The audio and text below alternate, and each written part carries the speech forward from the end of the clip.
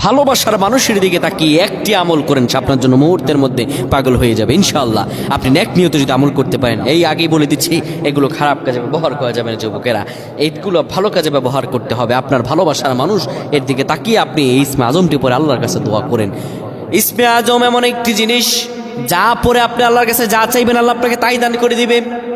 আপনার স্ত্রীর কথা শুনছেন, আপনার স্বামী পরকীয়ায় লিপ্ত, স্ত্রী সব পরকীয়ায় লিপ্ত, প্রবাসে অনেক স্বামী থাকে, দেশে স্ত্রী থাকে, কিন্তু খারাপ অবস্থায় যুবকেরা এই কথাগুলো তোমরা তোমাদের ভাইদের কাছে শেয়ার করে দিবে, বোনদের কাছে শেয়ার করে দিবে। এই দোয়া পরে আপনি তার কাছে চাইবেন, তার চেহারাটা অন্তরে ধারণ করবেন, চেহারাটা সামনে এনে আপনি পড়বেন আল্লাহুম্মা ইন্নী আসআলুকা বিআন্নী আশহাদু আন্নাকা আনতাল্লাহ লা ইলাহা ইল্লা আনতা আল আহাদুস সামাদ আল্লাযী লাম ইয়ালিদ ওয়া লাম ইউলাদ ওয়া লাম ইয়াকুল লাহু কুফুয়ান আহাদ।